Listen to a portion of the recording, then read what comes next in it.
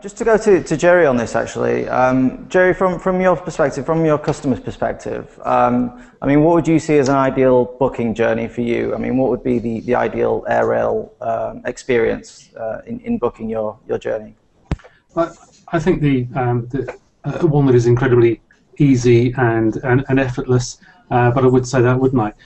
But I think what we're seeing is that the technology that passengers have is beginning to be more technologically advanced than a lot of legacy systems that sit not just within travel industry but within other industries as well. So, and the more people are exposed to that, such as contactless payments. So I know there's a few problems with Marks and Spencer just recently, but yeah, the technology exists. So if I was able to go online, for example, or use my phone to make a booking, I would expect at some point in the future for that all to sit on my phone, so that I go to the station and there's some near-field communication, near-field recognition technology that knows it's me. I get on the train, same thing happens for the check-in at the terminal. And I just recently came down to London on the train. For a one-day return journey, I had 6 bits of paper, 6 different tickets that I had to collect, and to me that doesn't make commercial sense. It's not a pain. Let's be honest. There's worse things that happen in this world, but it's one of those things you think, actually, you know, my expectation, because I'm seeing an advancing technology and the use of it in other industries, in my life that touches other markets and other things. The expectation of passengers is rising, and I think that it's the use of technology in a convenient and seamless way. I think that's the.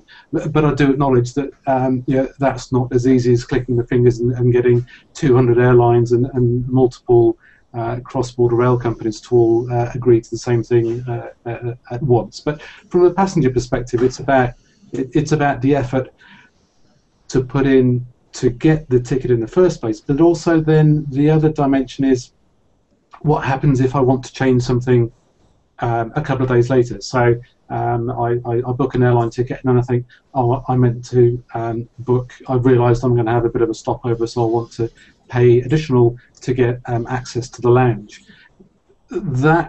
Those other secondary processes, if you like, have to work as seamless as the main one. I think, again, I've seen this in other industries where the key focus is on the number one straight through journey, but actually how many journeys are actually like that. So it's about effort. It's about making it easy, so that what I sit down and say to my family and friends over dinner tonight, when I talk about how easy it is to do business with a particular rail company or a particular airline, it's all, it's spreading a good word.